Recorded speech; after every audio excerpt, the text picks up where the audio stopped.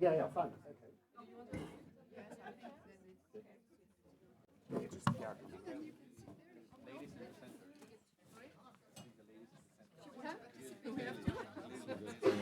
Climate change is not the most. Well, indeed. I know. You know, this morning again, we got survey. Yes, it's quite right. I think I'll make a brief reference to it, actually.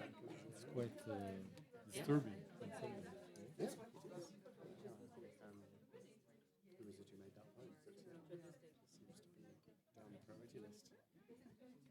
Hello. So I will just wait for you to record the session and Fine. then being able to take some key takeaways. You'll take some notes then. Yes, exactly. Yeah, fine. Because I think they asked me also to help distill something afterwards. So if you have the raw material. Oh, I don't know. We'll find out. Well, we'll find out. I don't have your writing skills, Andrew. Shall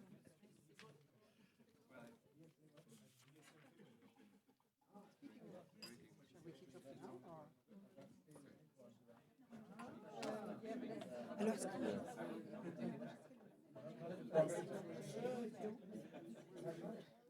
Alors, voilà, c'est ce qu'il a dit.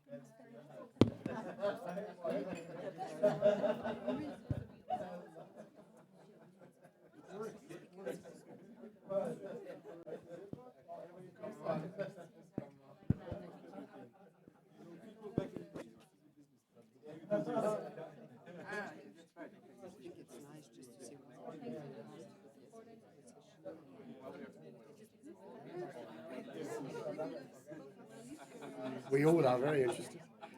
We are learning a lot.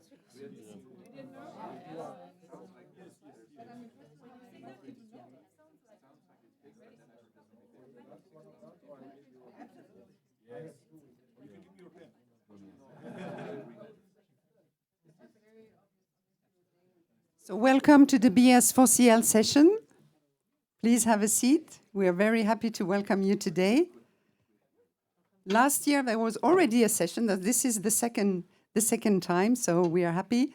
So my name is Marie-Pierre. I am from HEC Paris, one of the schools from the BS4CL initiative, Business School for Climate Leadership, that was created at the COP26, and 21. Voila. And we are very happy today with my colleague Fernanda Corsi from IESE. Nice to meet you all. Thanks for being here.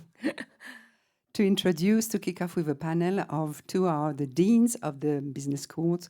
We have the pleasure to welcome Francisco Veloso, Dean from INSEAD, Franz Heukamp, Dean from IESE,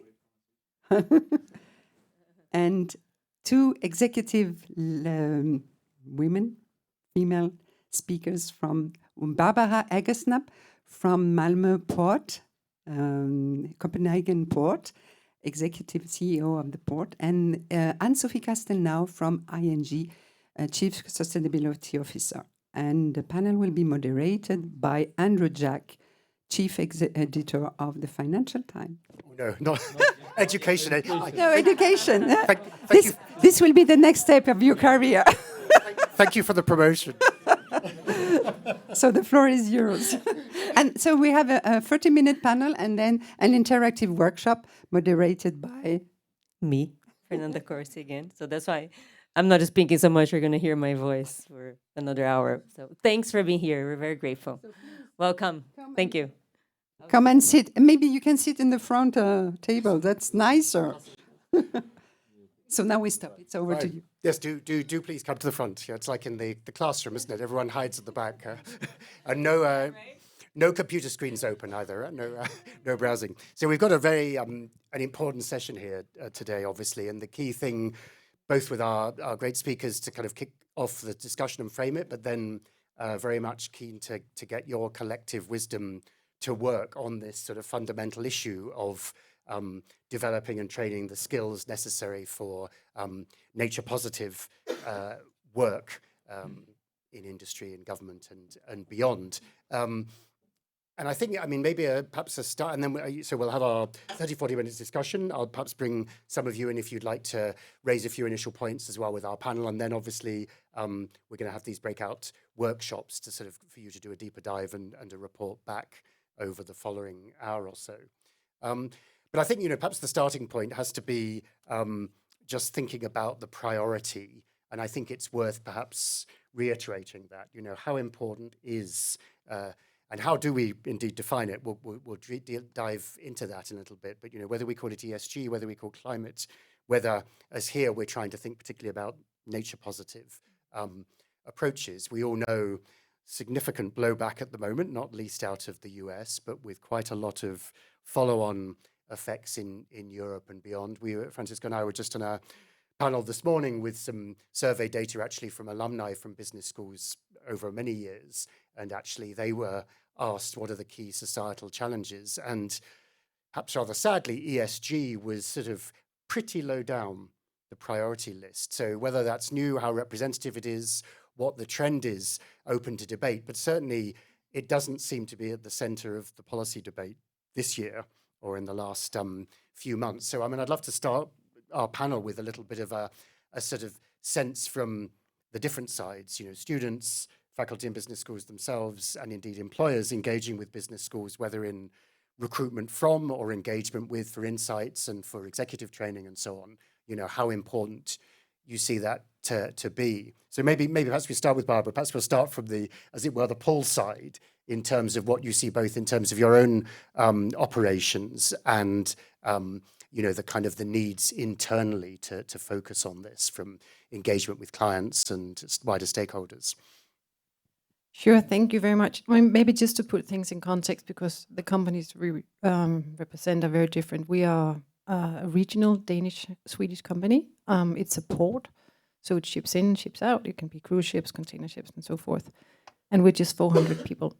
And I think that's important for the different approaches we've been taking. So a couple of years ago, we said our 25 strategy would be to become one of the world's most sustainable ports. And in that, we meant being net zero by the end of the last year in our own operations, while also finding new revenue models for future more green products. So that was what we set out to do 4 years ago. And everybody found that was extremely bold and probably too courageous, but I think that was absolutely necessary to kind of wake up everybody. And so it's difficult to find one skill set, I think, when you're an organization like ours. So what we did was to find whom do we need with, or who can actually represent a deep domain expertise in the areas we do not understand. So us being a maritime company, we were spending a lot of time in transitioning into green energy, and the ships will be transitioning into green energy. So we found people with deep domain expertise in that area and started off for them. Not only do they need to have the deep domain expertise, they also have to figure out how to bring that into the company. So it's two very different things. So it's about also connecting and working across the organization. So that's a lot of change management, and I know you all have got excellent courses on this, but it's definitely about how can we apply these new talents into, in our case, a very classic old-fashioned culture to make that move. We can talk more about that later on how we did that. So it's definitely to find out what kind of domain expertise would you need to actually carry out whatever you want to do, whether it's become net zero on your own or it's finding new revenue models or whatever that is. And in our experience, it's been different skill sets. And then finding out, what's the path to make that work so it's not aliens running around within your company. Yeah. Thanks, and we'll dive deeper into sort of definitions and expertise and so on in a little bit. But Anne-Sophie, give us your perspective. How important are these issues still today, if I could put it that way? Yes, sure. So also to put things in context, ING is a Dutch financial institution. We are a big bank in Europe. 70% of our revenues are from Europe, and the rest is coming equally from the US or from Asia. And 4 years ago, the board decided to choose sustainability as one of our 2 strategic priorities. So what does it mean concretely? And the story is very much owned by the board, but it means concretely a big transformation of what we are doing. Because until 4 years ago, we were doing a lot of things basically in my department, and I was not there anymore. Or I joined 5 years ago in that role of global head of sustainability. So lots of approaches, methodologies, and very technical type of thinking was there, but that was developed in isolation. That was really not part of how we were running our business. And the whole idea of putting the topic as a strategic priority was to say we want to embed that in the way we engage with our customer, the way we basically do our job as a banker. So it meant to bring the topic to the organization in terms of ownership, in terms of really changing, and that's a big change exercise. I completely agree with you that we have to go through to ensure that we bring the right skills and that we really basically upskill the organization. And that's not only hiring the right people, of course we need to hire the right people, but also we need to retrain and ensure that the people we have on board in the various teams we have, from front office to back office, going through risk, finance, and so on, have the understanding of what they are doing, of how we change the way we work with our clients. And that requires a massive training and upskilling plan. So big demand. So more on the details in a little bit. But Franz, give us your perspective in terms of what you're seeing in terms of the appetite, the demand from both students incoming and indeed recruiters and employers that you're engaging with post-graduation. Thank you. Well, thanks for having me, and it's a great opportunity to, together with business leaders and, of course, Andrew, and as part of the Business School for Climate Leadership initiative, to get the opportunity to talk a little bit about this. I think the interest from the student side in sustainability-related topics and how to be a really competent leader in this, I would say, has not diminished, really. I think our students, so when we're talking about full-time students, so young master management students or full-time MBA students, are very much aware of what's happening in the world. And I think even though they may get sidetracked every once in a while by the occasional headline on other topics, I think fundamentally they have a clear sense of where the world is going, and they want to be part of solutions, of real solutions. And I think the offering is also there in terms of different courses, etc. I think it's true, though, that in the moment when it comes to a recruiting decision, the recruiting process, maybe that's not the thing that everyone is focusing on most, maybe in the same way as you were discussing this morning, like what is the most urgent issue. But it doesn't mean it's not there, because students also look very much at what the companies are doing in general, how they think about sustainability. They do look at the businesses, the markets they're in, and they do want to be part of some kind of organizations more than others. So in that sense, I think it's really there. And maybe the most important thing I think that a business school can help to do is actually reinforce this, what I would like to call an ecology mindset, and ecology really broadly defined. So this is not just about nature, this is about nature, but this is also about communities. That's about any kind of space that you're operating in as an organization and as an individual, and to understand that you are never just there on your own. You can do business because there is a configuration, there is a society, there is all kinds of things that are already there that make it possible for you to do things, and you need to contribute to strengthen this further. You can't just say you're not involved. You need to get involved. And I think that mindset, and I think ecology in the broad sense, and the original meaning, I think is the way, and that I think is the most important thing maybe that a business school can reinforce in many different ways, with projects, with encounters, with all kinds of things. Excellent. And we'll definitely come back to some of the initiatives current and ideas for the future. But Francisco, tell us first from your perspective, demand. I don't think it also, like Franz, I don't think that it changed very significantly. I think, when we look at our population, there's always, there's a distribution of people, and especially for us, because, we're extremely global, with people coming from all over the world. And a priori, their industry, their country, their location is also shaping how much they are just aware, for example, because of past education, how much it was present in their own company, and you see a huge diversity of that. So you have from people that are extremely committed and are evangelizing everybody around them, for those that are kind of like still discovering. I do see a generational shift. I think the level of awareness on the younger generations is more significant. So if I go from, say, executive MBA to master in management for the average student, I think that that's more present. But I've not seen like a major shift that that has happened over the last year in terms of that.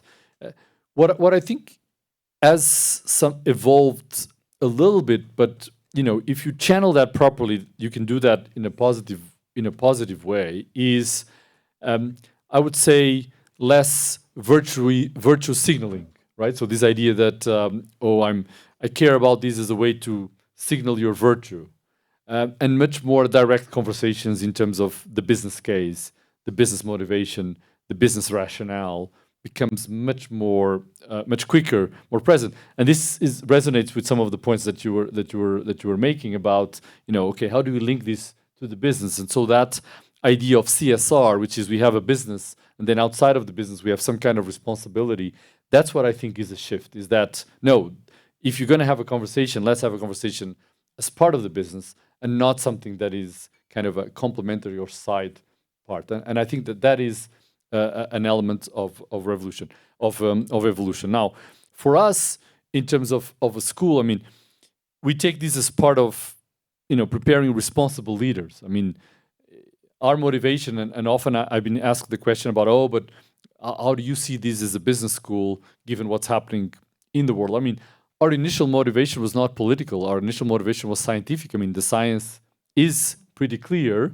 What led us to take the stand to make sure that we are pushing, you know, climate, you know, nature, etc., is because the science is unequivocal, and we are a research-led organization. So that's not changed in that regard. And so when we think about preparing the next generation of responsible leaders, which is our mission, this has to be part of it if we know that this is happening. So that's there. And in our case, this has percolated through the curriculum. And so we disperse it across all our core courses and also our capstone in terms of the training of the students. We also do a lot of executive training. And the specific courses where we've seen a change there is the specific courses that we offer in sustainability, because from the beginning they were very much business oriented and kind of like bringing that to the core of your business and strategy oriented. The demand for that has actually continued to be quite strong.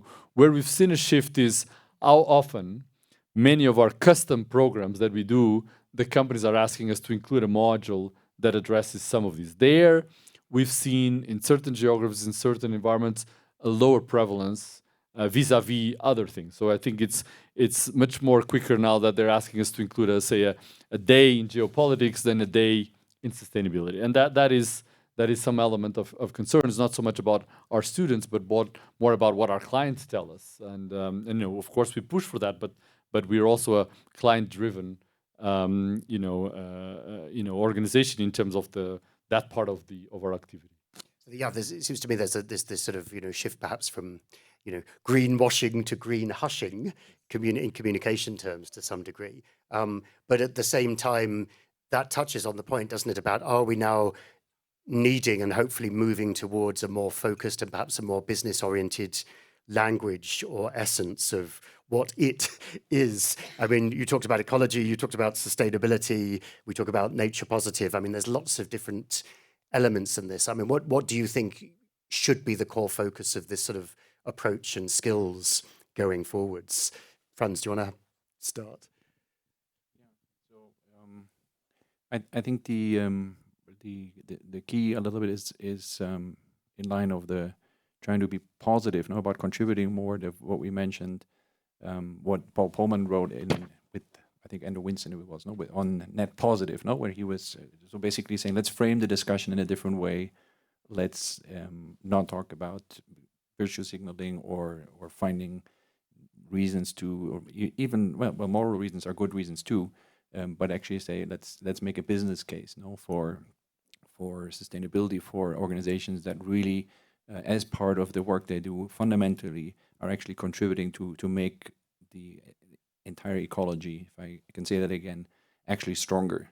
And I think that's a little bit where the mindset that we can foster. I think there's also specific industry questions then that we can help.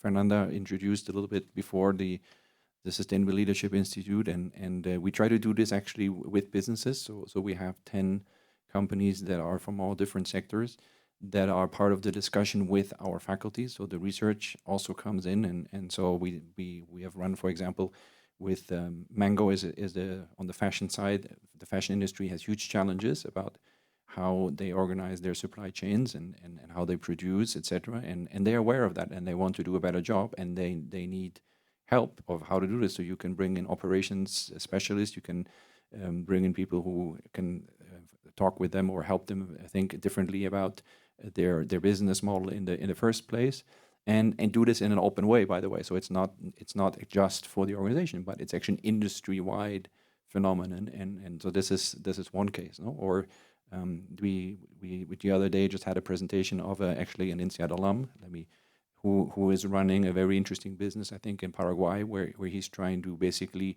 reinvent the way agriculture is being done there, using a lot of high-tech equipment, very sophisticated technology.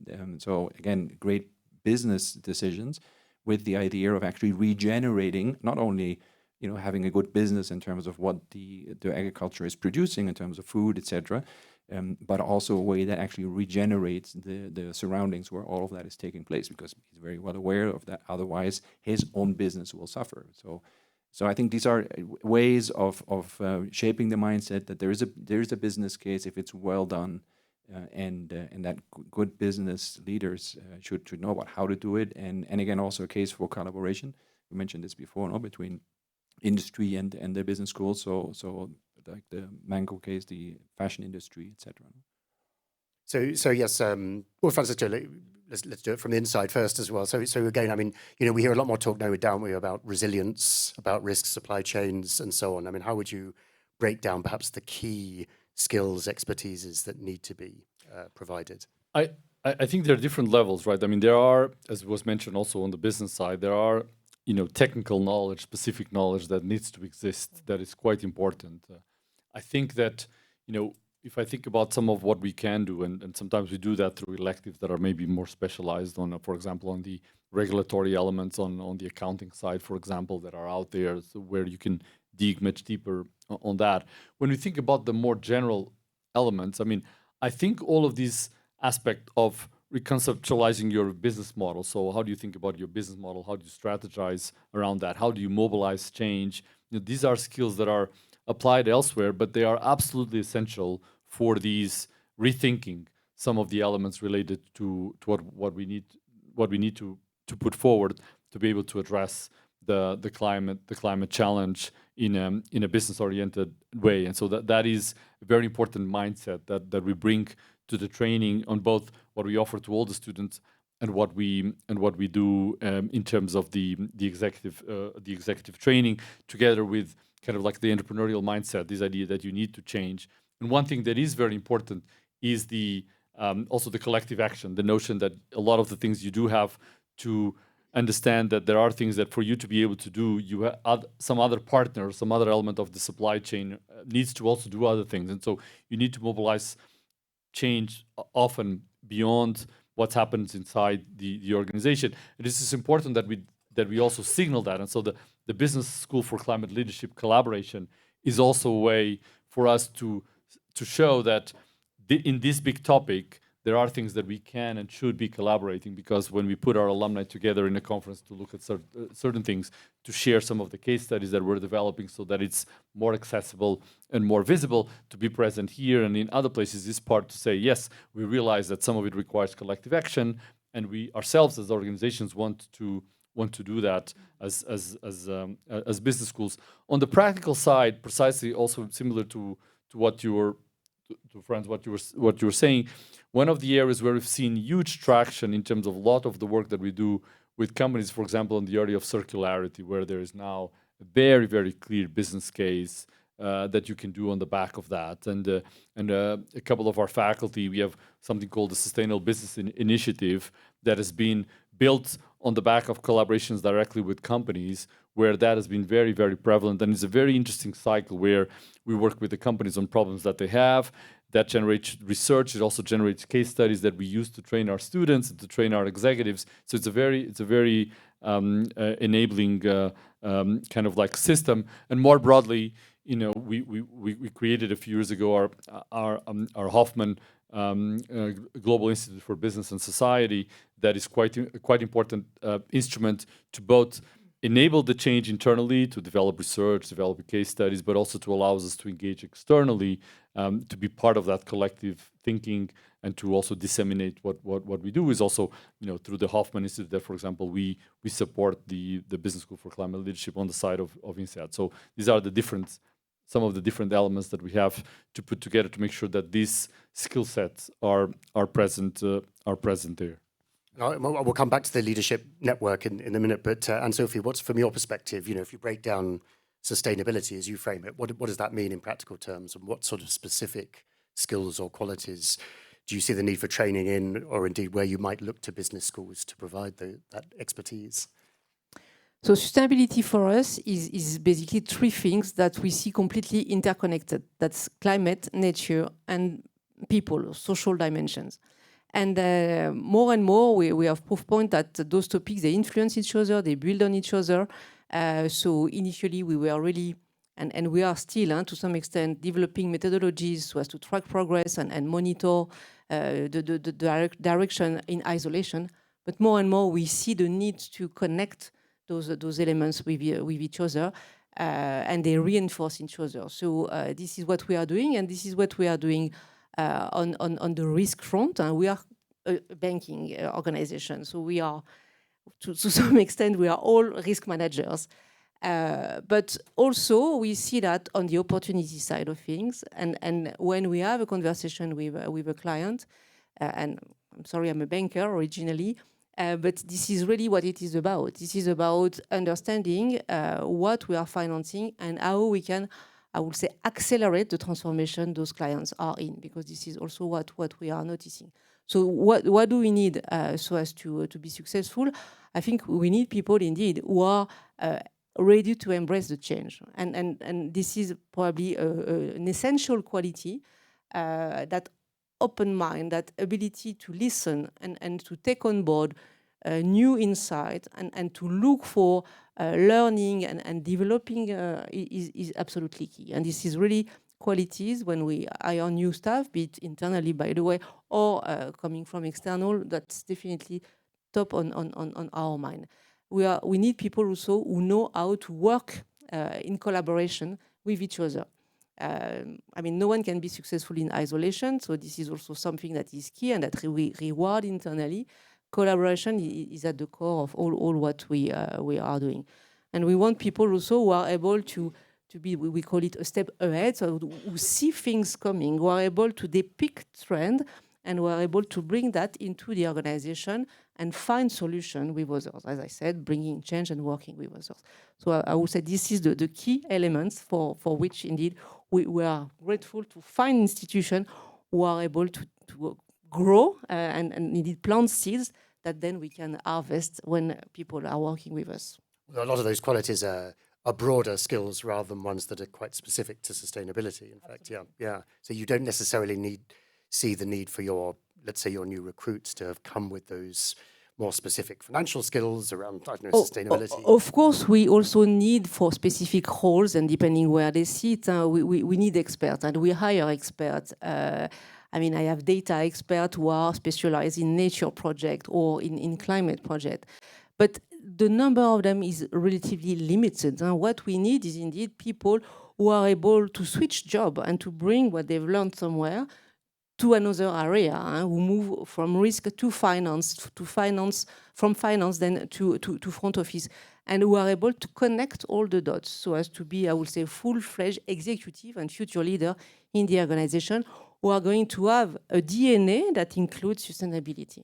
Sure. And Barbara, from your perspective, what would be again, those sort of skills or values you're looking? Really boring. Completely agree with Anne-Sophie.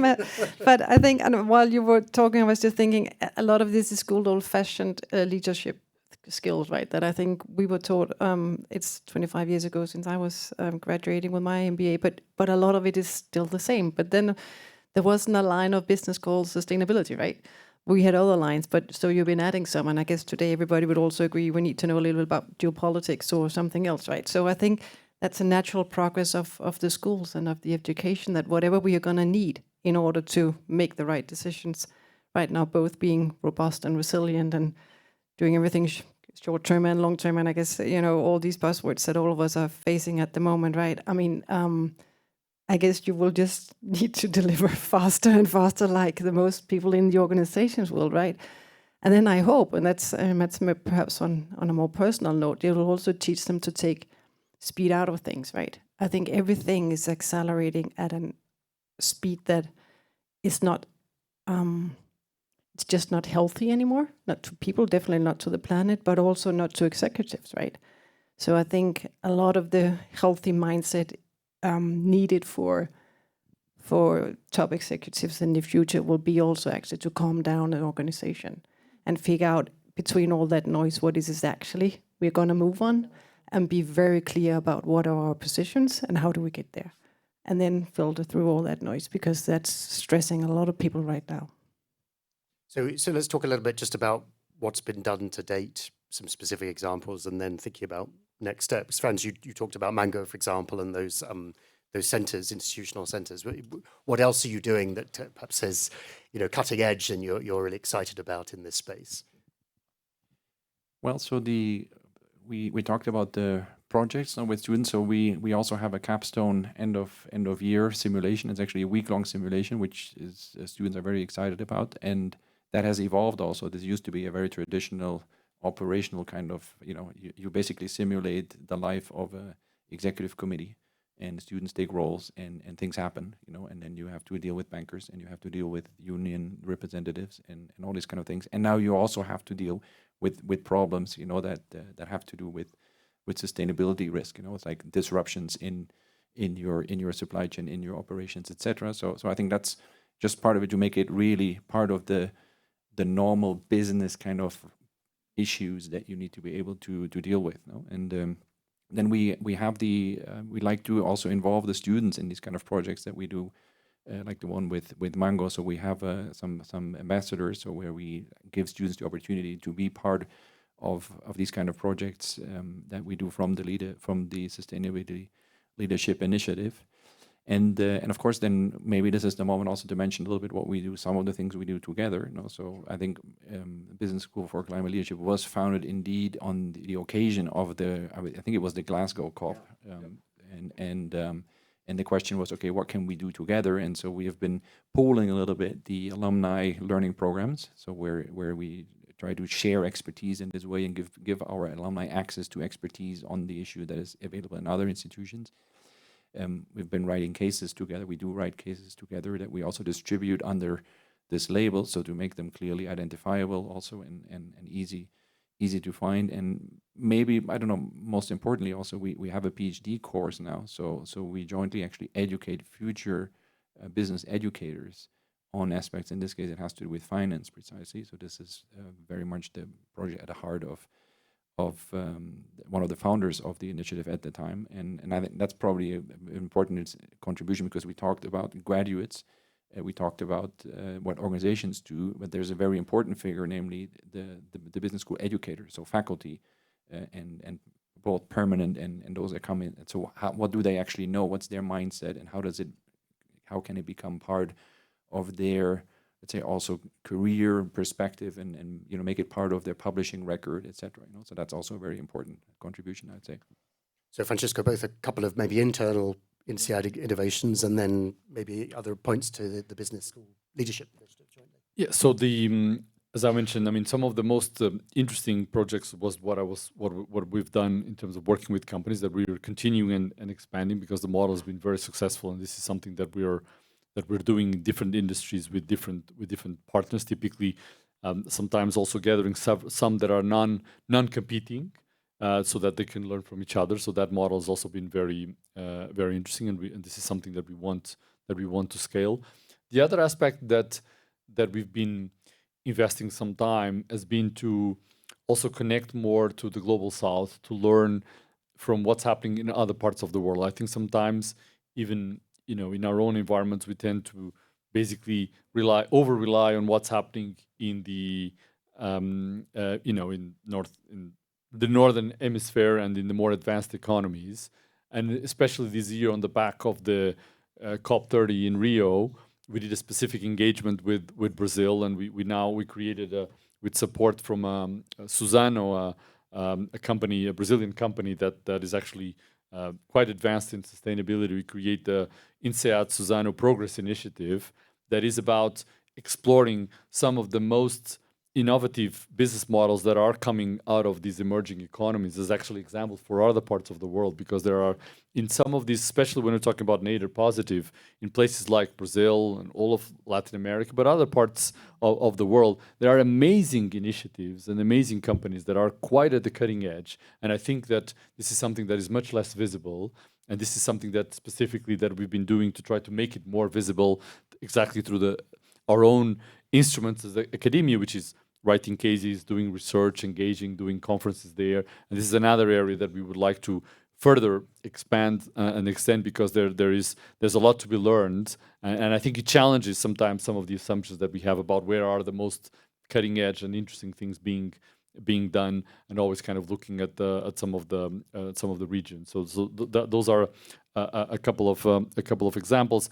I mean, we're also collaborating on research, as educators, in terms of Business School for Climate Leadership. One of the things that we've been doing in these regards, which is related to our presence here, but our presence in other places, for example, Change Now, is precisely to be associated and leveraging some of the events and initiatives that are out there to mobilize collective action around some of these issues, and to find solutions to also engage with that, and that being both a showcase for what we're doing individually and collectively, and as instruments of engagement as well. And I think that that's been very, very interesting, and certainly with for example, Change Now, that's been a very, very productive partnership, and here with Davos as well, with intent for some years. And this is something that will continue, that we want to continue. We're also, for example, exploring how we can do the same with Building Bridges, which is another event that happens here in Switzerland, and a few others. So that's another set of elements,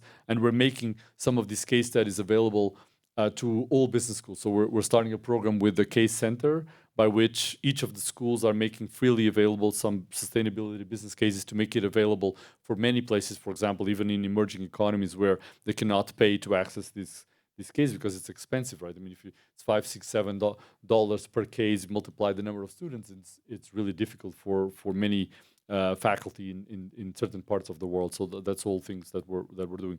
What I wanted to highlight, which is also an important challenge, and this is why the training of the next generation of faculty that Franz was mentioning is quite important, is that one of the barriers that exists internally is actually the division of knowledge. So faculty work by being specialized in a very specific area, and very often they have difficulty themselves relating what they do to the sustainability front, because they're working on some specific aspect.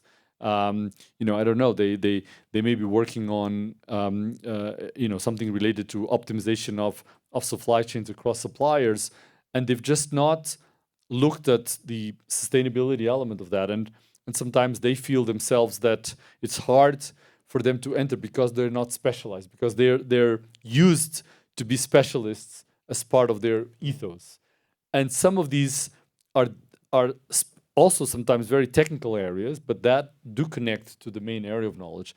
And that bridging is also an important thing. That's why it is important to connect faculty, to connect things on the research side, because there are internal barriers of knowledge that are to be broken internally in each of our schools to make it more productive and more integrated, even across what we do as a business school. And I think that that's certainly true for INSEAD, but I think it's true for all business schools.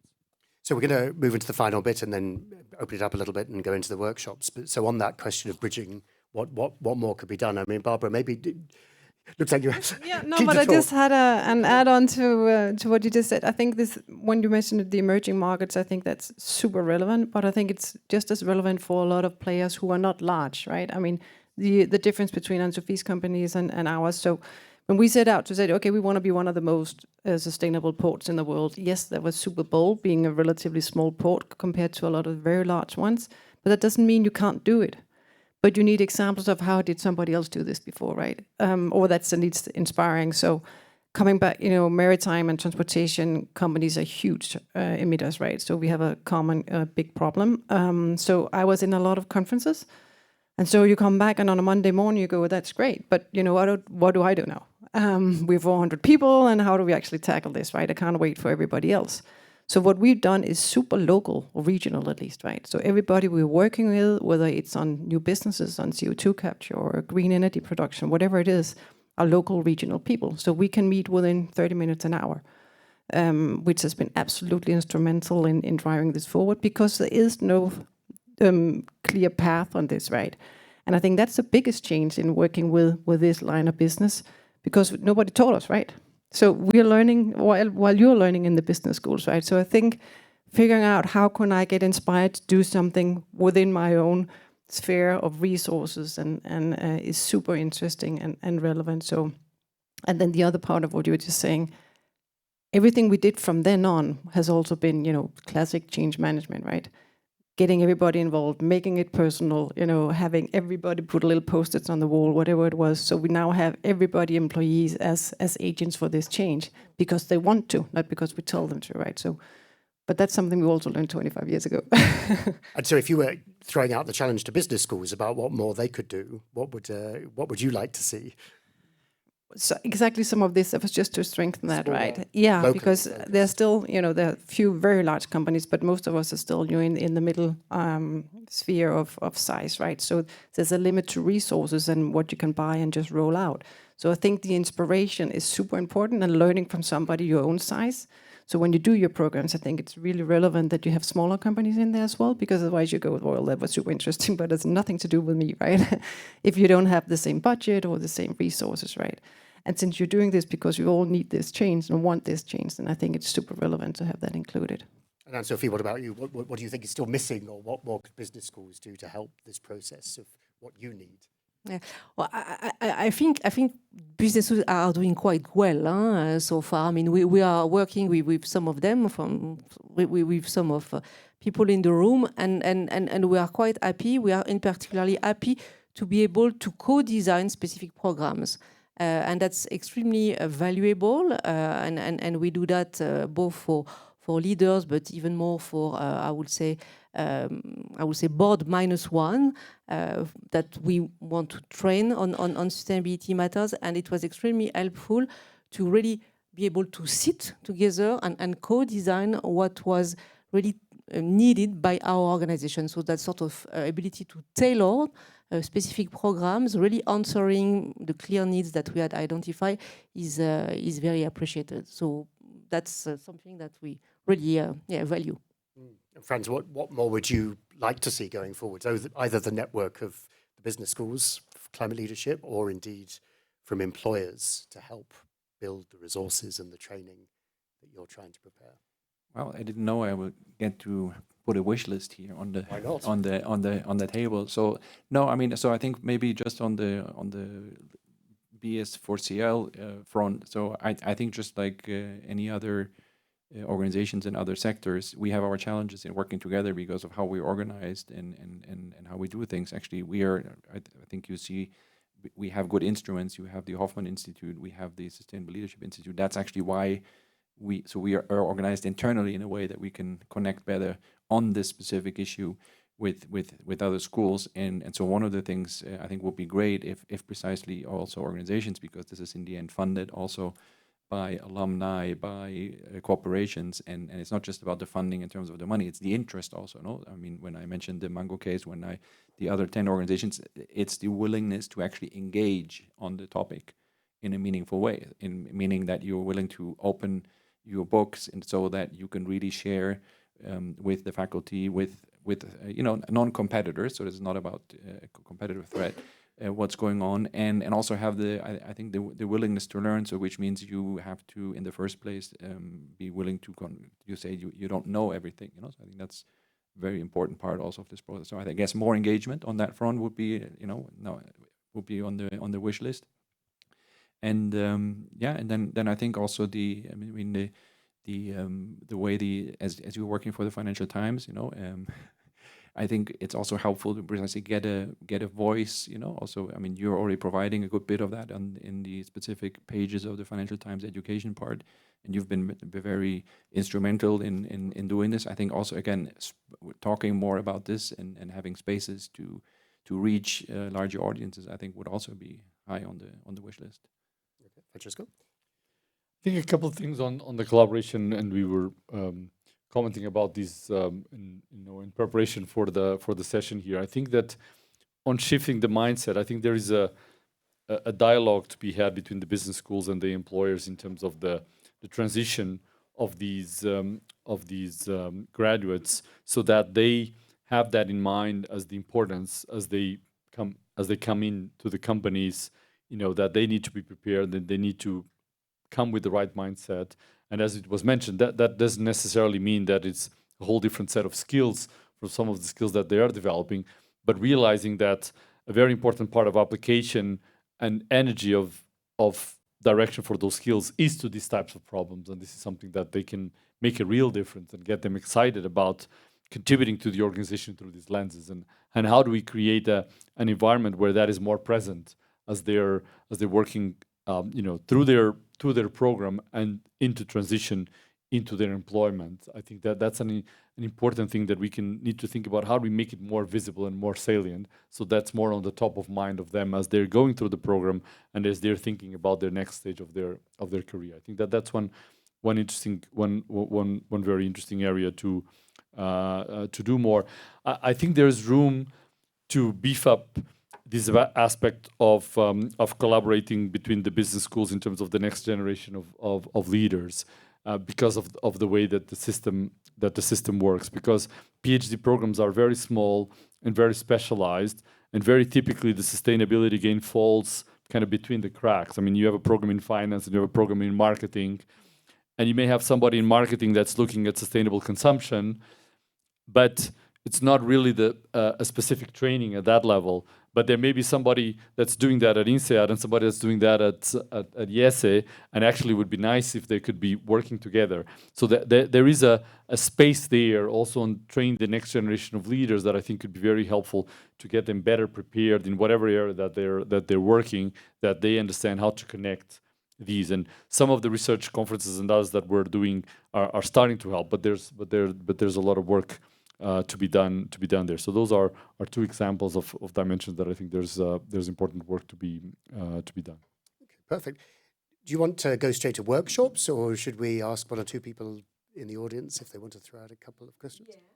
If The idea now is just put into practice a little bit and see our understanding about nature, positive, disruptive business models, and combine it with business resilience. Since we're not a super large group, we dedicated more time to the panel as well, because I think we're going to be a little bit faster in some of our practical exercises. I would like to be thankful to the panelists. I don't know if all of them they're joining us for the workshop, Andrew. So in any case, like if you have other commitments as well, be very thankful to this first participation as well. Mentioned that we have alumni in the room as well from all different schools as well. Anne-Sophie as well is from IMD, so it's interesting to mention that like our business schools are being represented here, if not by 14 members, but by alumni as well. So we really appreciate your presence. And final remarks, I think if you want, just wrap it up and then we start it. Yeah, I don't know if anyone feels anything burning that we've missed in terms of helping seed the workshop over the next hour. Just anything else that perhaps our participants want to mull as part of the process. A final word. Maybe happy to start. Very important for me these days to, I would say, get rid of the noise and stay the course. We are doing great. Lots of transformation are happening, and we need to believe, all of us, that we have indeed a clear direction and confidence in what we are doing, provided it is science-based. So voilà, my message is let's not be distracted by what's happening around us. Very much the same. I think we're stepping up. Somebody else is stepping down, as we talked about before this session. And I think if you know your customers really well and your industry really well, you also know where this is going. Maybe not short term, but long term.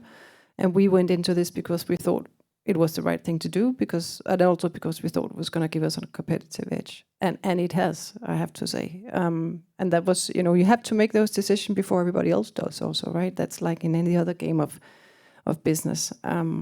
So yeah, that would probably be my last note. Yeah. When we were looked at in the beginning, people thought we were these crazy hippies from the north, right? Where a lot of our clients are multinationals, big American corporations and stuff, and like we were kind of spoiling the very fun game 5-6 years ago where growth rates only look like one thing, right? Now they call us and ask us, when is all this stuff ready, right? Whether it's shore-based electricity and stuff like this, right? So yeah, but that's a bit when you start, like any other investment. Just a point actually to complement this, which is, I think one of the, and this is the role that we need to play as business schools, is the fact that is staying the course and that we're starting to have results also creates a very important both need and opportunity, which is to make it more visible, to precisely show that things are happening, that things are having effect, that things are having an impact. And this connects to the point you were making earlier, that the survey that you were talking about earlier, that says that this is not as visible as it needs to be. I think we need to show that it's happening, that it's making a difference, to make people better aware and to normalize the conversation. And so that some of this retreat that we're saying in terms of some of the conversation also disappears, because it becomes just normal. And it's normal because it's important, and you talk about the things that are important, all of them. You just don't hold back some, and this is one of the many that are important.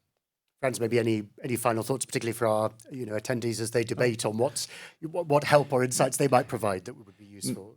No, I would just say it's clearly a very fundamental issue. Other things come and go, and they're the taste of the day. This is a really fundamental issue, and I think fundamentally about helping people to do business that really works for people, both today and in the future.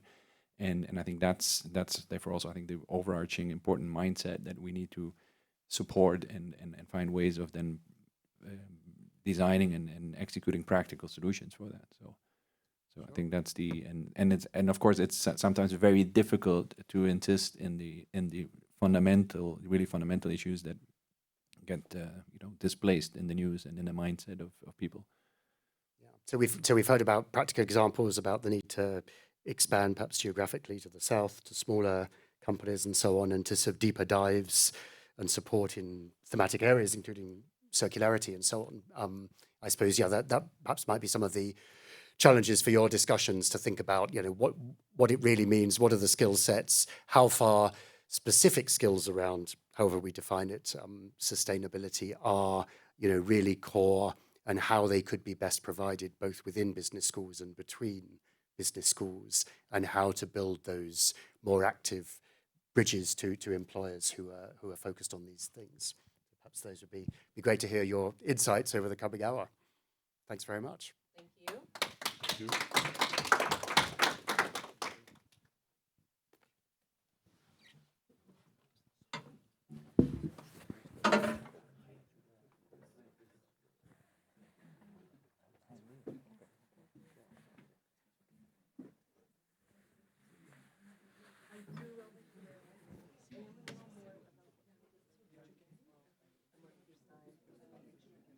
How we can learn together, share expertise, how you can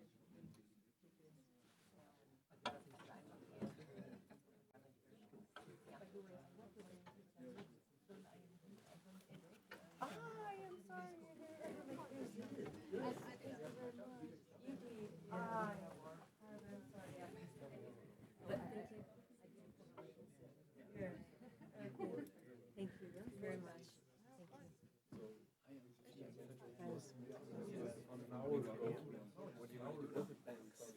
No. What? Yeah, thank you very much. We have some necessaries from our leverage a little bit from the pioneers, so right applying so we can identify This is a perfect time for us. We usually get in, help, either educate, or there's some procurement ideas. We run also education sessions in biogen, for instance, why. Exactly, that's right. Exactly. Most of the banks do. Of course, I will share with all of you my email. Is it okay? Since I feel like it's a good timing to talk to you. Of course. Of course. Yes. Perfect. Yeah, this is It's better to send here instead of my email, is that? Frankfurt. Yeah. Ingo van der Jürgen. Okay. I met him very briefly at Okay, the okay. conference. Thank you. But, Yeah. Discuss a little bit, understand the concept, the knowledge about the different concepts. And compare it with nature positive, understand how they understand bridging this, more in those lines. Okay. Thank you. Bear with me, the ones who are here, and we can do a shorter workshop.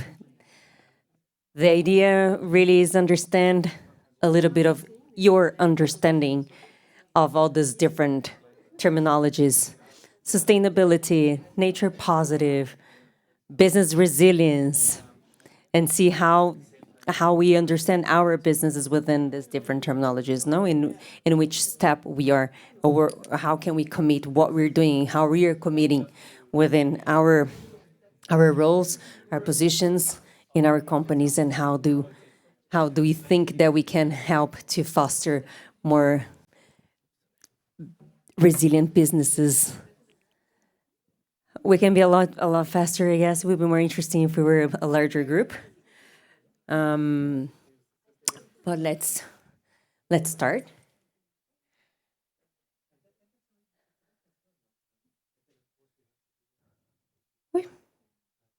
Should this? Ah, yeah. Okay, I did twice. The idea was to have two parts, and we have some exercises for the two of them, and I might choose the ones that are more interesting for each one of them. Part one is more focused on understanding the differences between business resilience, nature positive, what it really means to be challenged as a company to become a nature positive, and what it means in terms of this concept to our business resilience. And the second part was more focused on transformative leadership models, what type of skills, capabilities, and what we can actually do within our companies to foster this kind of leadership that it's more focused on applying nature positive strategies into the business models. And a quick summary and takeaway, which we did part of it already on the panel.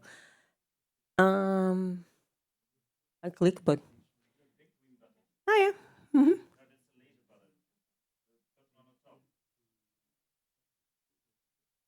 But just to move forward.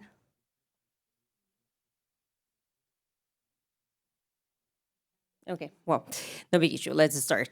First part, I would like to, since we're a small group, if we can introduce ourselves within your group. We're going to be working in groups. Like one person is going to be speaking out loud. Thank you.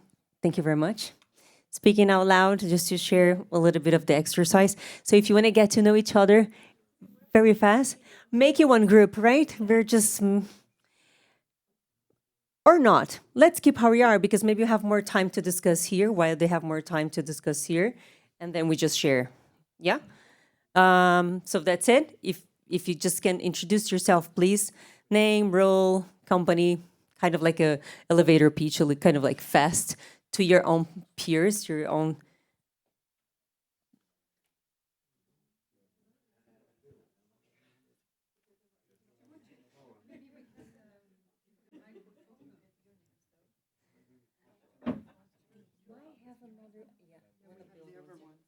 Is this your phone?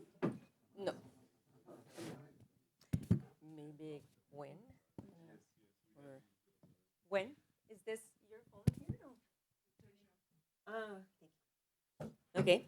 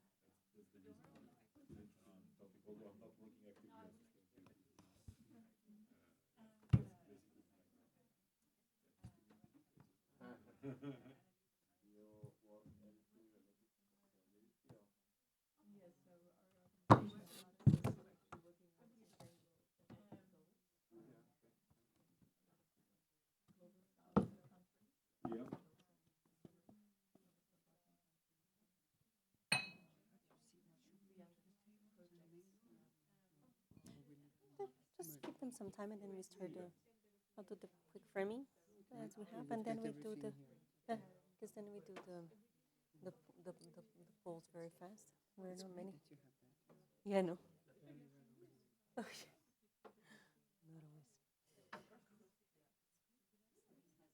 not always. She was not an alumni from IMD. That's the other one. Yes, the other That's one. my- Yeah. It's good to mention.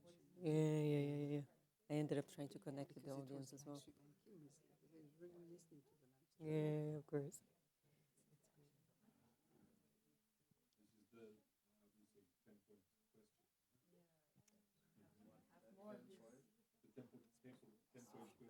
Yeah. Yeah, I know.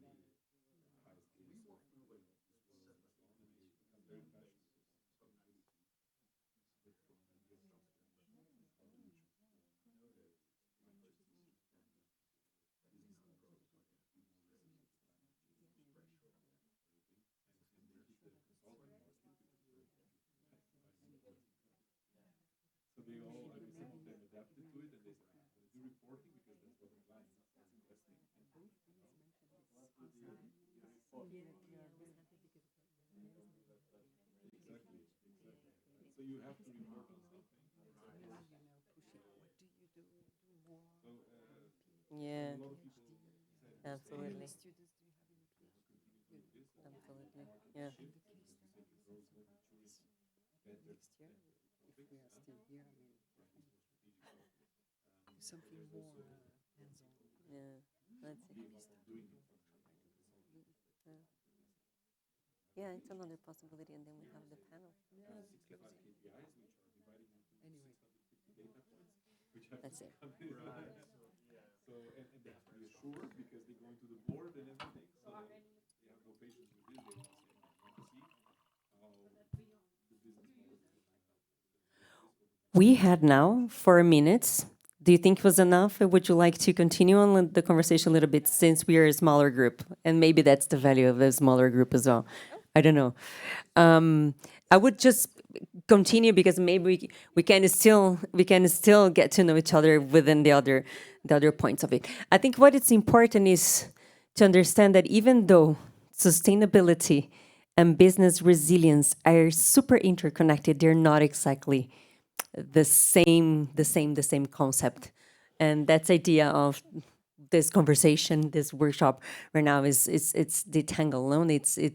It's really identifying the differences. What is interesting is that business resilience is much more connected to the risk of a business. Sustainability is long term, usually, no, socially, environmentally engaged as a company with long-term vision and strategy, while business resilience is dealing with short and medium-term risks all the time.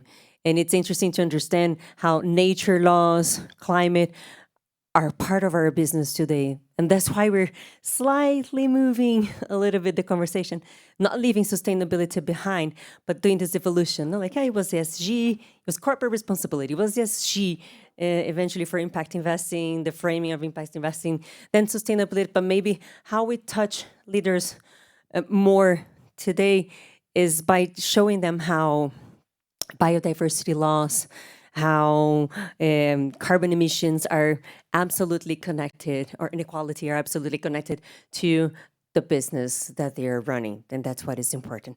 A quick poll that I would like to suggest for us right now is if you within your companies, and I listened that some of you are consultants or providing services to certain clients, so it would be interesting to have like a more diverse audience so we could discuss different businesses. But is your company actively preparing to become more business resilient?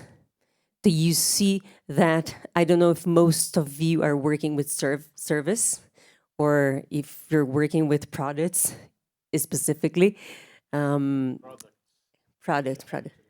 Okay, so that's a good case because of the real impact that we identify, right? So if your company is actively preparing to become more business resilient, and you can say that, like, just raise your hands if it's yes. You say yes. I'm pretty sure that my company is doing that. Okay. Understanding business resilience or the business that are incorporating sustainability today for a short and for a medium term thriving, no? Understanding that there's no thriving for companies if ecosystems don't thrive. Which are the ones that are in progress that you say, oh, yeah, we're in progress of being business resilient. We can say that we are integrating sustainability to eventually become nature positive one day, not only work and control with the harmful parts of my business, but really contribute to ecosystems. But we're in progress. Do you think that you're in progress? No. And the ones that are really not yet? Well, I'm a service provider and quite a small company as well. Okay. So we do have a nature strategy, but more we help other people with theirs. So Okay, that's what I imagine when I said I listen to some of you being consultants or working and providing services to clients. And the other question would be like, our sustainability targets, especially for you, Mohammed, I think, integrated into your resilience strategy, meaning that you're already integrating sustainability to your risk analysis and understanding that sustainability can really affect your business, can affect your supply chains, can affect your resources, strategy, or can affect your financing situation. Would you say that it's already integrated, especially in your case? No. Not yet. Okay, but is in the process of it, or you think there's still a long way to go? I think it's not a long way, but like we are manufacturing robots or drones, and then a lot of the suppliers are very unique. Then we don't have the luxury to impose a sustainability like strategy or KPIs on suppliers. I think we can impose it on our operations, on our own product, but because you depend on them, and you cannot exactly demand or do specific product and category. Let's put it this way. Okay. For now. Okay. But are you working with the business resilience already as a can you say that your business is looking around, like doing a risk analysis to make sure that, even though sustainability is not exactly integrated, you are trying to endure as a company, right? More in the DNA, the company is relatively young, and we have also genuine interest from investors, customers to kind of go in this way. So it came very natural. Mhm. We didn't solve it 100%. Okay. Anyone else who has this need or can share about? I can share about companies that because we work with a lot of the companies. Yeah. Are we doing Chatham House rules? Chatham, exactly. Yeah? This part is no longer being recorded. Okay, cool. So I think the companies that we work with are all using the language of resilience, mainly because of the US context. So they don't talk about sustainability anymore. They talk about business resilience, even though it's the same work. But what they really struggle with, so I had a conversation with Unilever, with sort of food and beverage companies as well. They struggle to define resilience. So they already have a big program of regenerative farming, Unilever, in their supply chain. And they've been doing it for a while because, of course, it makes business sense. But they are struggling to integrate that into the narrative of resilience because they can't quantify to what degree regenerative farming makes them more resilient. They could talk about yield improvements, and even then, how does that relate to the resilience of a business? And I think that's the sort of common thread that we have in sustainability. We can measure it, but how does it relate to the business model? That's the missing. How impacts my business straight, or like how? Yeah, how does it affect my bottom line? Is it my share value? Is it does it have a return on investment at all? Is it more about license to operate? And can I quantify that? Yeah. They struggle with that. Yeah. Of course. And that was the idea, to have a table so we could actually ask about business resilience and how do they understand and how they're integrating. But that's the reality. And us as Business School for Climate Leadership, that we need to address this in our curriculum, in our programs. We're trying to identify what is missing or how can we support them into integrating or give them a toolkit that they really understand and it's more measurable. Otherwise, it's very hard to be talking about business resilience versus integrating sustainability into your cycle, no? Okay. Can I ask a question here? Yeah. Just to follow up, because I think it's super interesting. Uh-huh. So I'm actually a professor. I'm in business school, so I'm professor at INSEAD. Ah, really? Nice to meet you. What's your name? Ilse. Hi, Elsa. Associate Professor of Strategy at INSEAD. Nice to So I meet find you. this really fascinating, what you were saying about this resilience. So do you think this is a story of the business case is hard to prove? So how to interpret it? Do we lack agreed upon metrics? Is it a mismatch in terms of timeline? Simply maybe the payoffs are coming in so long time that we just are too short-term oriented? Or is it even maybe the wrong, I don't know, term for it? Maybe you should talking about impact and looking very specific groups, let's say communities, what did we do there, and kind of splitting the benefit analysis into more different stakeholder groups. I would just be very interested. It's more question to all of you from a more academic perspective, just to build off what you were saying, because I think it's super interesting. I think it's all of those things. Okay. Right. That makes sense. Yeah. For a leadership and a board that are not bought in, it is very difficult to quantify. So if we were to do project X and Y and Z, then after 5 years, the company will be, B% more resilient. Like that's very, very difficult to define for lots and lots of reasons. Is it almost like you need this first low-hanging fruit or proof of concept to kind of validate this? Would that be one way how to address that, or kind of deliver one first tangible gain? Or maybe the quantification is actually not the problem. So that's for a board that are not on board. So the companies that you see moving, it's normally because there are champions within the board or within the C-suite who can just grasp that it's the right thing to do for the business. So they don't care about the quantification. They don't need all the quantification. Just Edit. No, I think zooming out of like my company, I think the majority of boards don't have the incentive, like equal incentive to drive sustainability agenda to value creation. Even if they have is like whatever disproportional. Okay. And I so think it's an incentive misalignment problem. yeah, and I fail to understand how it can be aligned because the more you try to increase increase the weight of like sustainability agenda, you take weight from the like company performance I mean, profits in the and tenure of the board. Okay. And then nobody is interested to work for the tenure of the person that will come afterwards. Everyone has good intentions for their kids, for their like the nature, but at the end, the person who made it to that. But this is how sustainability and resilience connects to governance, actually. It almost becomes a corporate governance issue, right? From the perspective of the board. And the example, like tangible example I like to use is the Norwegian Sovereign Fund. Like I think if you look at the literature into like how Norway like is driving agenda here and there, and then you look at the portfolio, and then it's like less than 10%. And it's like, why? Because we need to deliver. So yeah, that's and there's something else, like when we talk about being net positive, which is restoring, regenerating, there is also another argument from companies, which is, but who else is doing it?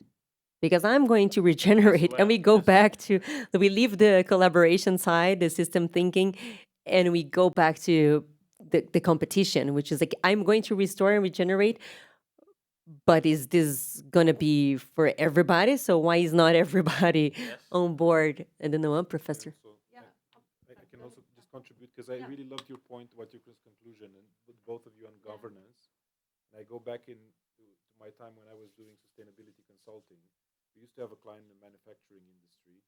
I won't be able to name it, but it's a big one, and where we were working very hard and we found it very challenging is the client is very decentralized in the sense that the head of the units, which are the head of the products, let's say for the various different products, are incentivized very differently compared to what is material for them.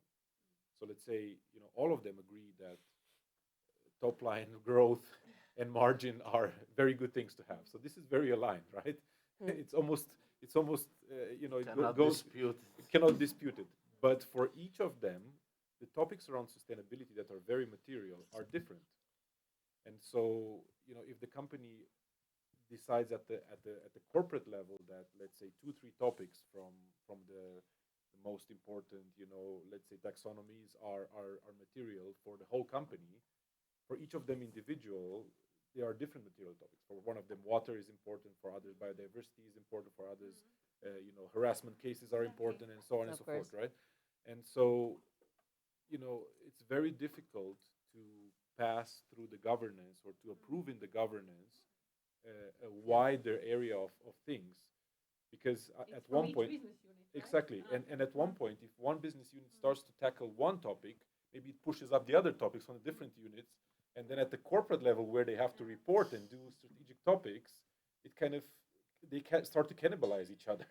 It could be even worse. They can actually literally hamper each other because they're trade-offs, right? Yeah, exactly. Maybe that's what I meant. we aim to address one thing like clean water, or I don't know, we protect biodiversity, but then we have less clean water for the. I mean, you end up with. No, I think it's a very relevant point. So I think the solution there is to kind of almost build a guiding coalition at the very group level. But then you have to work actively and have like sponsors within the board, but also within the products that contribute to that, and make sure that this is an effort where we all contribute. All of us together. Yeah, because in the end, it's also about money, right? So if I'm pushing some of the topics, it might not yield immediate results. So it has to be approved by the board as well and see.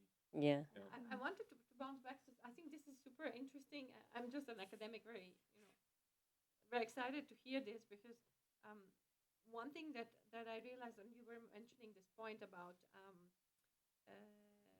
how to do if others are not doing it, it made me think. So at INSEAD, I had a chance once to go and meet Indra Nui from PepsiCo, and I remember she shared that we had this interesting, me and a couple of other professors, we had this very interesting conversation with her, and she, PepsiCo, when she was executive, they were the first ones among the industry to reduce the sugar amount in the soft drinks and kind of reduce. I mean, I did not remember that. Really. She was adamant. They are still not healthy products, but essentially people are consuming them. So either you do nothing or you still reduce the amount of sugar, which still has benefits, right? Yeah, of course. So, it's about progress at the end of the day. Right? And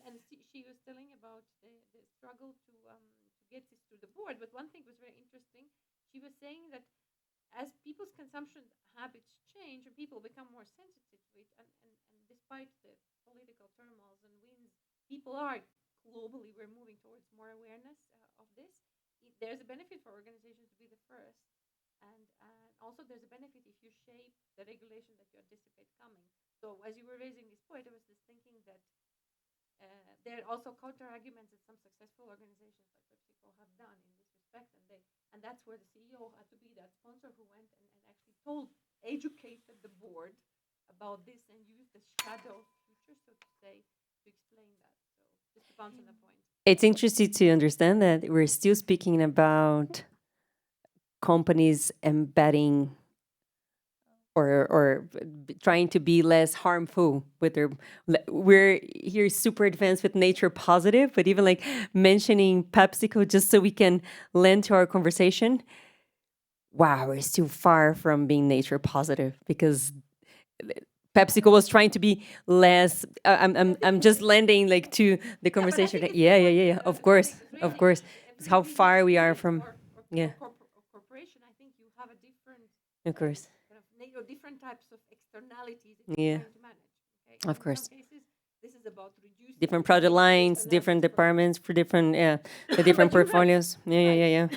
But just like when we come back to the conversations, wow, like we're still using the pioneers of nature positive are still like super pioneers, a super selected group, and we're discussing that why we're like making the little progresses. No, it's very interesting the conversation we have, which I really appreciate. We're a smaller group for these. I guess we can get more into the details of certain discussions. I actually have a question.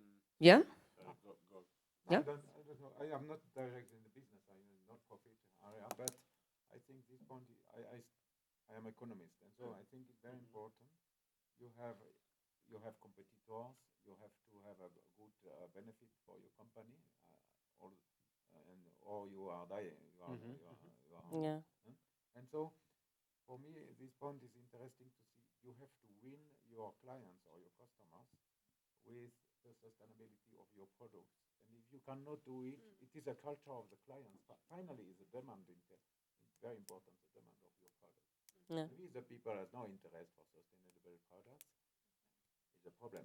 And it's a problem in society. I think, in my opinion, the sustainability and climate and all the things is a cultural topic, not only for business, but for all the population. And you have to, if you are as company, as Pepsi or whatever, you are able to say, okay, my product is better for the environment, and I put a label of quality, of green or whatever, and I can sell better because the people is thinking, okay, including I'm ready to pay a little bit More to have a product better.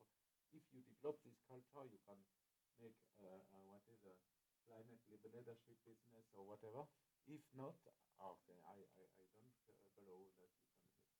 In my opinion, it's very important to have success by the demand, the clients. You don't agree? No, I do. I would. objection. Your Honor. No, that's my British background asking for permission to speak. I agree. I would broaden the definition of business opportunity, I think. So I think we've all said, having nature as a cost center doesn't work. It has to align with the business and have a good business outcome. And that could be through competitive advantage or consumer choice through your product. But it could also be through efficiency gains. We had a session this morning on business opportunities, and a member of our panel was from Bosch, and they've been working on this for decades. But back then, it was efficiency and circular economy. It's still a competitive advantage, and it's still good for the environment, but it's not. It never was sustainability. Or it could be opening up new business lines. There's a nature-based solution that also happens to open up a new market for you, a new product line for you. So. Yeah, that's true. 100%. The innovation that brings you to different portfolios even, or to different possibilities. Yeah, exactly. That's progress as well. The idea when we look at into nature again, the beautiful landscape of nature positive businesses, these are the ones who they embed, and then at the end of the day, it's not that we are not making our consumers aware of it, but they ended up like already choosing us because it is embedded. It is like part of their strategy. Some of them, the ones that they already invested in the transition, and at the beginning that was a cost, and maybe more and more. And I say it's progress because one day the idea is that this product should not cost more, because we're able to advance as a society, we're able to advance as a group, as a community. No, so at the beginning it means the cost, and it means like probably a higher product to the consumer. But the ideal, the utopic world is and view is that when we get to nature positive, is that it is already like separate from the rest. Is a competitive advantage that is so embedded that the consumer does not even see it anymore, or what you're doing is already generating so much more positive outcomes to nature, to society, that even just by generating that, maybe there's another revenue stream to your business because you're regenerating, because you're going back to you're bringing back biodiversity, no? But yeah, we're a little bit far from that. The idea was discussing it, how we picture it and how we are right now. If we need to, and let's do this as a group exercise right now, identify these pioneers. Do you know the companies that you would call them nature positive already today? One example of company that you say, wow, these guys, they identify their business risk and they're working on it in favor already, not only of them, but of their environment. No, because they're really addressing resources scarcity, biodiversity loss, water stress, and they are making this something. I mean, I'm a professor, so I'm having teaching. Well, you do have all your business cases, of course. Right. So I'm thinking about Natura, for instance. Okay. Yeah, it's one of the companies in our list. I'm happy to be Brazilian when we mention Natura. Can I ask maybe a small technical question? What is the difference between nature positive and sustainable? Is it more like sustainable are the bigger SDG goals and nature is more focusing on the environment piece, or? Yeah, sustainability one. There are three different angles, no? So we talk social, the social part, the environmental part, and all the governance is necessary to make sure that the two other ones are in place. Nature positive are the businesses. They're not only decarbonizing because they have a net zero goal, for example, but they are actually making sure that they are facilitating the process for other business to decarbonize, or they're contributing positively to clean environments. They're cleaning oceans. They're they're doing reforestation. So you leave the not doing harm to contribute positively. So you're recovering, restoring ecosystems, biodiversity. You are making sure that you're not only not contaminating a water source, for example, but you're helping to clean that ecosystem. So you're putting efforts and you're putting investments into recovering that. So yes, it's a lot more focused on nature, and it's not only on not doing harm on nature, but it's like, how can I actually restore something that I already did something negative to it? So it goes a little bit beyond. That's why I like Natura. Another example, for example, that comes to your mind, one that actually put the environment in their boardroom, that it's a very famous one as well, perhaps. Patagonia. IKEA is also considered as one of the examples. There are some debates, but Patagonia is a very good example, clear example of a company that is trying to restore environment. A lot of beverage companies have partial, I guess, nature positive, where they have more than 100% water regeneration. Yeah, for example, exactly. The ones that are using water, not only dealing with water scarcity or water contamination or pollution, but the ones who are actually cleaning more water than they actually help to contaminate at some point. That's it. Sorry that I sit down sometimes. I just feel pressure. And I'm sorry. I wanted to show, that's it, okay. So this is a little bit related to what you asked, Mohammed, and I know you need to leave. Yes, sorry But it's about like that. from I will miss that. going from the green tweaks to transformative models, and this is answering his question a lot.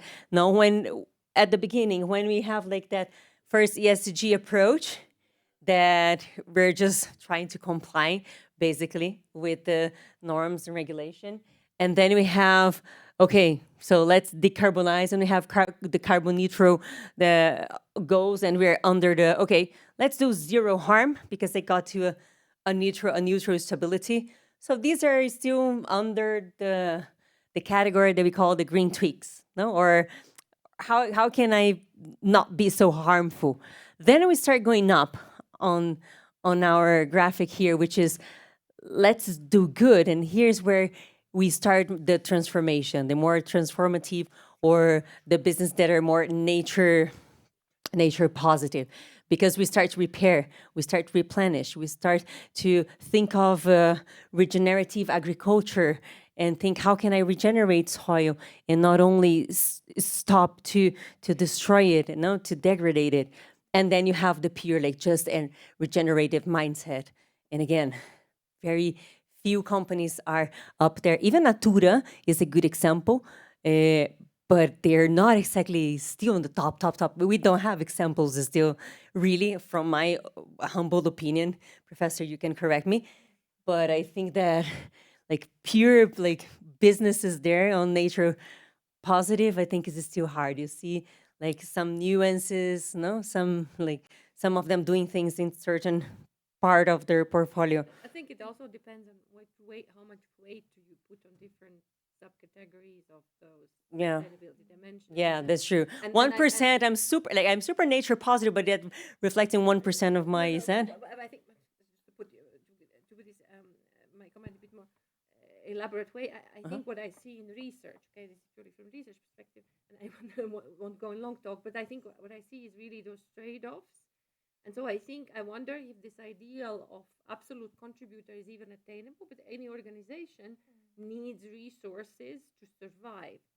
So the thing is, the question we're asking is, are you essentially returning to this whole circle that we have of resources in all sense more than you are consuming, and knowing that you still you will be a consumer of those resources, but also knowing that some of your choices impose trade-offs. For instance, you might be investing in some resource, but this may decay other resource.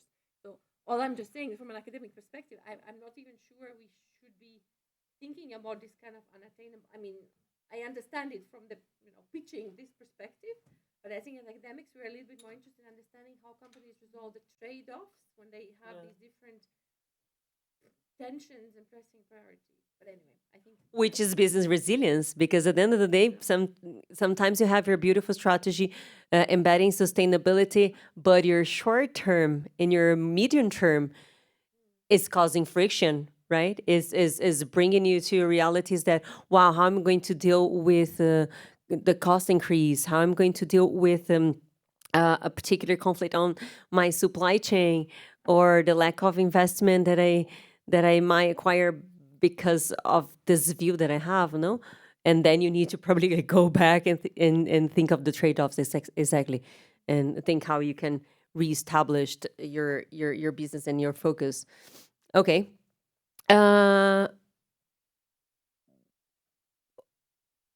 Business pioneers, as we discussed, we have like less than 15 minutes here, but I would like to probably jump to the second part of our workshop, which was more related to our role as business schools, which is how can we inspire the leaders, to walk on this transformative journey? How do you see that the teams that are now advancing or leading these changes on sustainability, some of them in these pioneer companies, such as Patagonia, such as Natura, what kind of leadership capabilities do they really need? What is essential for them to be able to fight in their organizations, to be able to impose, to be able to speak out loud? And do you think that we business schools can support them more? No, any particular like type of skill, like system thinking? Giving you some examples: cross-sector partnering capability, regenerative design mindset. It's missing. This is still a lot. Stakeholder engagement or management. What do you think that really could really support these leaders in this path? I have to go, but I'm going to give my one final contribution. So I think that the other things that you mentioned, but I think that these partnerships. But I was just earlier in a session where we were talking about how to foster social innovation, and I think one of the arguments that we're discussing, one of the points I was raising, is that we really need to think more, and this is by the way not my idea, but something that many people have said before, in terms of ecosystems, but not nature ecosystems, but ecosystems of organizations that we can create that would work towards the same goal. I think very often organizations work in silos, but even social enterprises work in silos. I think the problem with the partnerships is that if you just see it as a dynamic give or take, it also doesn't necessarily work. I think where, as an academic, I've seen this working is when there's one organization that really works as an orchestrator that builds the bridges and linkages with others. And why I like Natura is because you go in their annual report and they have this literally they report the value distribution to different stakeholder groups, which is communities, which is local governments, which is their employees. And then in INSEAD we have a colleague of mine who's actually a number of papers on Natura, and they did a mapping of all the different relationships and connections that Natura has, and it's an impressive map because it literally shows that they are at the center and building bridges like a star-shaped network, and they're building so many bridges and then creating these sub-communities. So all I'm saying is that I think that it even goes so much beyond the partnerships. This is what we see in some of the research. But I'm really sorry that I... Of course. Professor, it was a pleasure. We will connect after the session to debrief a little bit from your contributions. Thank you very much. Yeah, anyone else who would like to share? How do you see this new skills being absolutely essential? And they brought it, like some of them, but like within your realities, you dealing with so many clients, for example, when you see their needs or the ones who actually ascended a little bit on that graphic, like how do you recognize the different kind of talent that they have? Yeah. Well, I liked your panel summary because it wasn't specific to sustainability. In many ways, this is a problem that is replicated in different areas, right? Yeah. It's a new challenge to solve, and nobody's quite an expert in it. And actually, it's a cross-disciplinary, cross-functional problem. So that's true of building software products, or it's true of getting people to work together in academic institutions, right? You need some people who are open-minded. Not everybody can do this. Yeah. You need everybody to at least speak the same language, but you do not need generalists. What you need is a lot of experts in their field to understand the problem enough to work together and to be incentivized to do it. I know that sounds so much easier than it actually is, but the companies that have done this well, Bosch is a good example. Their global director of sustainability has worked for years at Bosch. He's been there for decades, and he worked in the supply chain procurement team, and then he's an engineer by background. And then he moved into the sustainability team, and he's incredibly effective there because he understands the full business and how it works. Yeah. Now he's just trying to solve The job rotation, within the company or even coming from other companies, but with other kind of knowledge and expertise in different areas and knowing the business. There's a real risk that we end up generating a lot of sustainability professionals who are experts in something, but don't know how the business works, and so they immediately become other to their outsiders. That's the sustainability team, but we do the rest of the work, and then you get no system change. So I think sometimes you need a heard it talked about that sustainability teams, the ultimate goal is that they no longer really exist, right? Because sustainability is embedded across the business. Yeah, that's a vision. Intriguing, yeah. Yeah. And it's interesting that you're bringing this, because one of the challenges for us, for business schools, is actually to be able to, and we've been trying, I guess, and now maybe we abandon that concept of, oh, we should have a sustainability dedicated model or a sustainability dedicated professor or program. And maybe this is reaffirming to us that we really just need to go back to accounting, to finance, to human resources and human development and supply chains, and really continue to just embed sustainability into each one of those programs for real, which is challenging, of course, because each professor has a way of understanding how that methodology that they are sharing, teaching, that shared knowledge is the best way of be done. But like that's our challenge. But it's interesting that you're saying that, because maybe, yeah, we thought about that. And even at IESE, I think sometimes that, wow, we should have like a transversal course in sustainability for all the modules. Or perhaps not. You're probably just coming and reaffirming to me that, you know what, no, I think our battle is much more on making sure that each one of those professors that maybe until now they resisted to apply, to embed sustainability impact. Let's talk impact into the conversation. Maybe we need to go back and find ways of discussing, pursuing, and finding other ways of bringing the concept of impact into what already exists, which is very relevant. I really like what you said, because it brings me a lot of value even to my daily fight, you know. And since it's not being recorded here, it's not being recorded for me either, so we have many challenges as well. That's fantastic. Anyone else who would like to share? Yeah, I would just like to add some aspect from a previous workshop I attended. It was about sustainability reporting.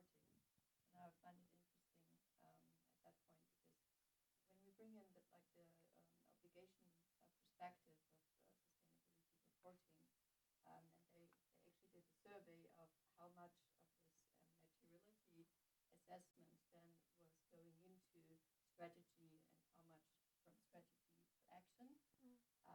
And I think there is also where we can make the link that there is a lot of information available on sustainability, but then how is this embedded into the corporate strategy?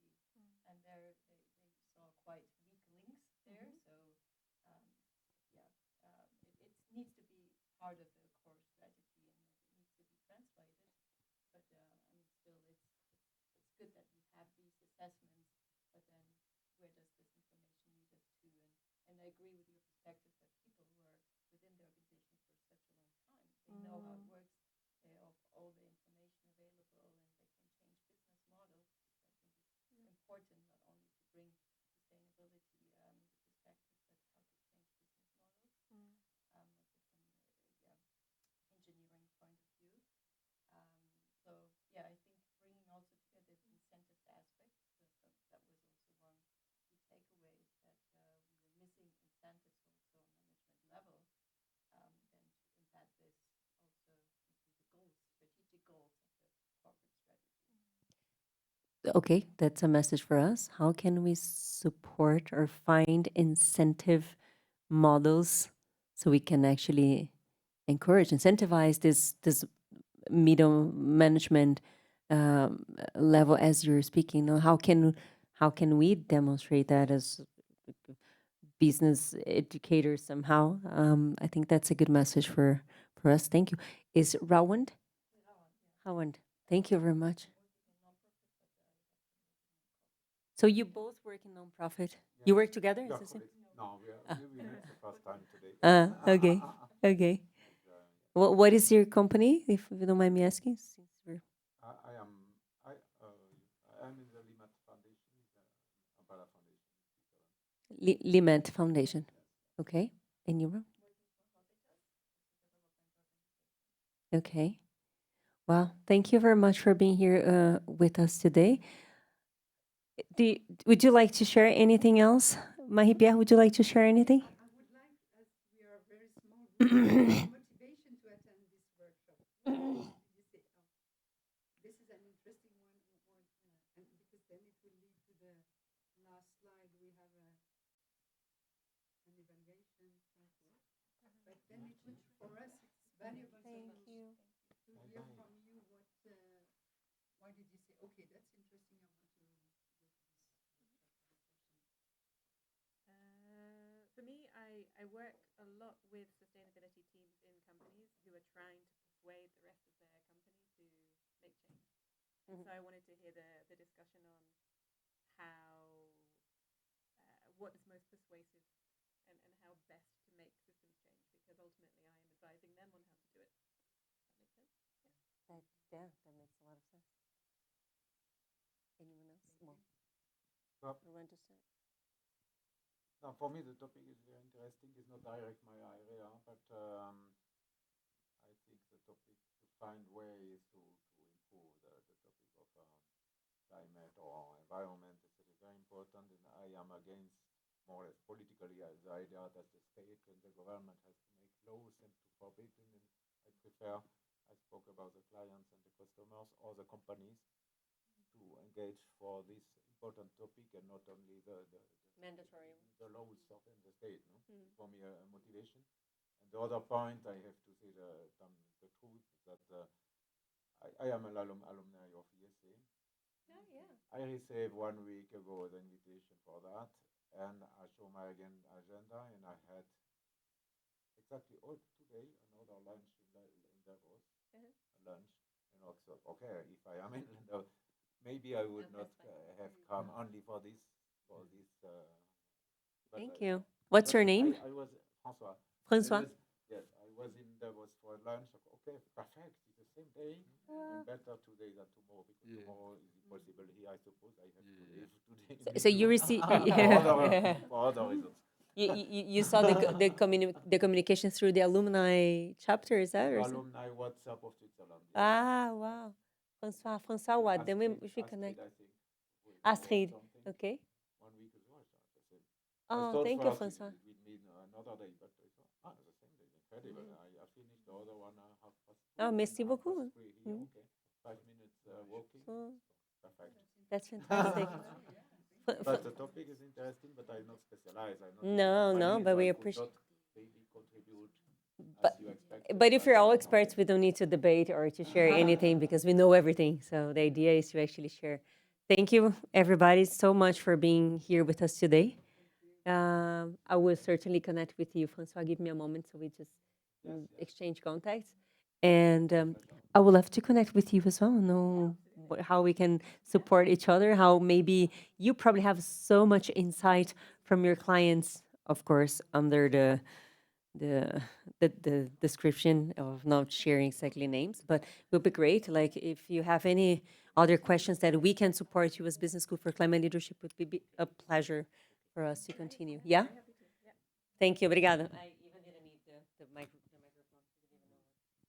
Thank you very much. Thank you. Thank you.